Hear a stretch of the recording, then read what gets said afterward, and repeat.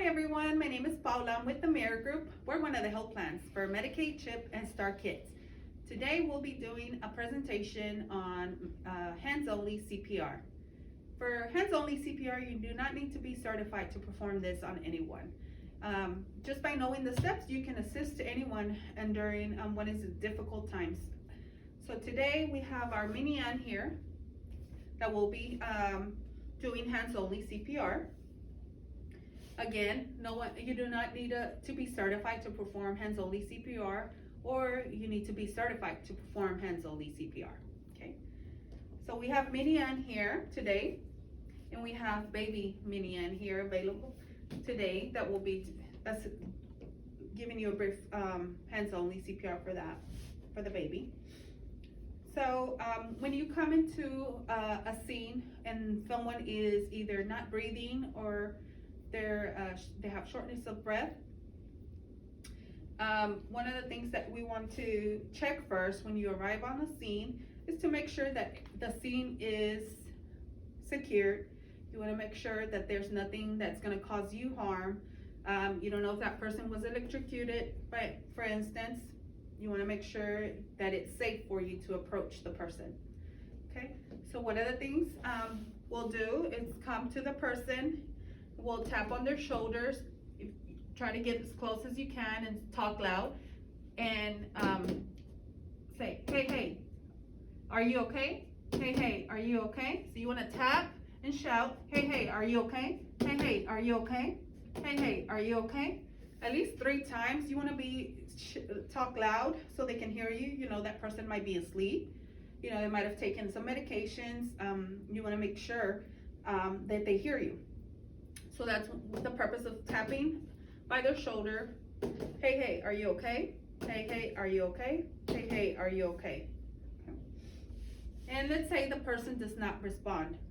Okay, so the next step would be to call 911. Either you're gonna call 911 and you can put your phone on speaker and just lay it back beside you. So while you're speaking to the 911 operator, you can start the compressions, okay? And for instance, if you're arriving onto a scene where there's other people around, and let's say no one has called, you can assign someone to call 911. So let's say you don't know the person, you wanna look at the person straight directly into their eyes, you wanna point at them, hey you, call 911, right? So you wanna make that eye contact and you wanna point at them so they know that you're actually speaking to them. If you happen to know their name, it's always good to name them, you know, and say if it's John, hey John, call 911. You want to look at them directly, point at them, and call them by their name. So that way you're giving them the responsibility of dialing 911. But let's say there's no one there. So in this case, no one's around me. I am gonna call 911.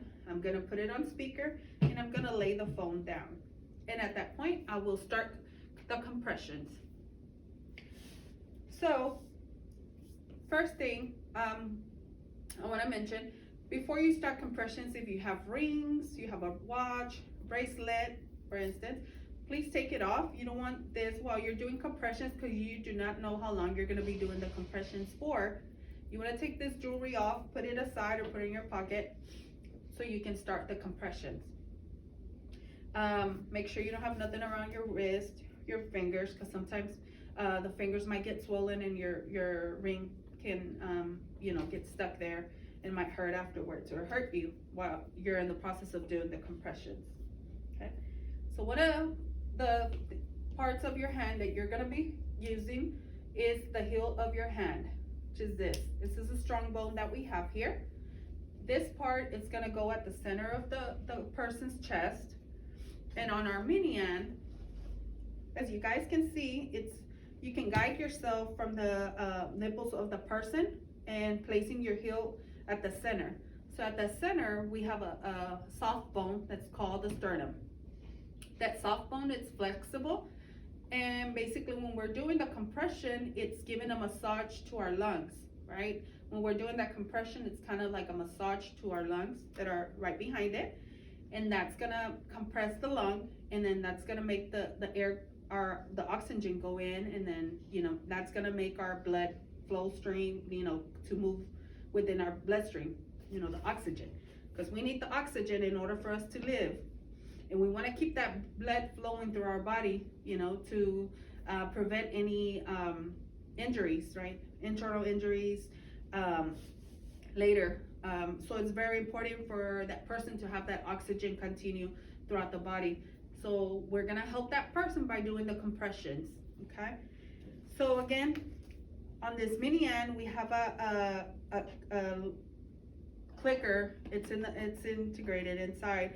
So when we're doing the compression is gonna be about 2 inches, 5 centimeters in depth, and it's gonna make a click sound, and that's gonna let us know that we're doing it correctly. And that's basically to show you how the depth is of 2 inches. Again, you're gonna guide yourself from the person's nipple, and you're gonna place the heel of your hand there. So this is what we're gonna use to put there at the center. We're gonna have this hand open. You're gonna put your other hand over it and close your fingers over it. Okay, placing your fingers together. Okay, you want to keep your arms straight. Position your shoulders directly over your hands, like this. Again, if the person is on a bed or a couch or chair, they're not responsive, you're going to want to put that person on a firm place. So if they're on a bed, you want to move them down to the floor. It has to be a firm place. You cannot do compressions on a bed, okay? So they have to be on a firm surface. So again, we're gonna put the heel of your hand the center of the chest. You're gonna put your other hand over it, placing your fingers. You close this hand, the top hand, you're gonna close it. And then you're gonna keep your arms straight, position your shoulders directly over your hands. You're gonna push hard and fast.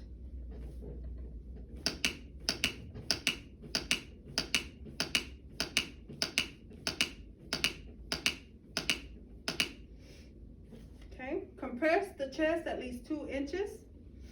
Compress at least 100 times per minute. Let the chest rise completely before pushing down again. Okay, we do not want to do this. We don't want to do it too fast because we're not giving the oxygen enough time to enter the body and for the blood to circulate throughout our body. Okay, so we do not want to do this where it's too fast. That is too fast. Okay, so there is like a rhythm that we want to stay. This is kind of like the rhythm that we need to stick to when we're doing the compression. We don't want to do this. That is too fast, and we do not want to go too slow. That's too slow. So we want to have that rhythm again. That's like we were mimicking like the heartbeat, correct?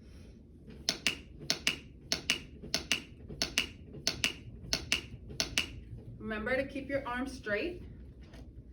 And you want to put your weight into that compression. Again, it's 2 inches in depth of that compression, okay? Okay. And you can be doing these compressions and speaking to the operator on speaker, okay?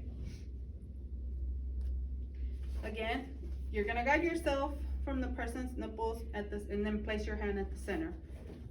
That bone that's at the center, it's called sternum. Okay, so now we're gonna move over to talk about the baby, the infant. For an infant, you will guide yourself from the baby's nipples. One of the things you can do is using your 2 fingers, moving them into the center at the same time. And then placing your 2 fingers, we'll be utilizing 2 fingers, not the hands on a baby. Your fingers at the center.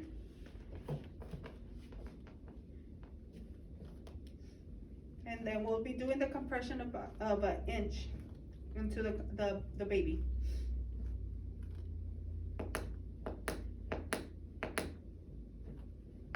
So that's how you'll know you're doing the compressions correctly. On the mini end, it makes a clicking sound, but it's about an inch of the compression that you're gonna be doing the compression, okay? Again, with the baby, you will also, you can either tap their heel, right? Their shoulders. Make sure you can get close and see if they're breathing. Put your ear close to it so you can feel if they're breathing, like the breeze, okay? And it's the same with the baby. You're gonna guide yourself from the nipples into the center. Okay, and it's about an inch in depth with the fingers.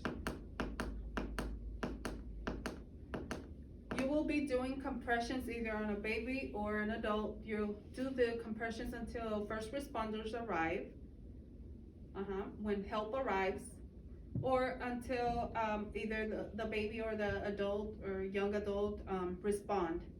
At that point, you stop the compressions completely, okay?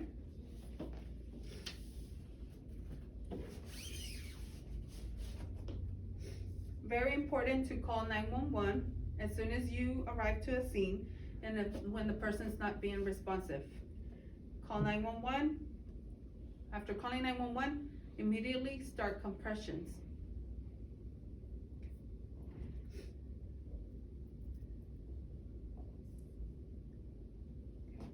And then again, on the mini end, if you can, if you happen to receive one of the mini ends, you will have instructions in your box, along with the instructions inside.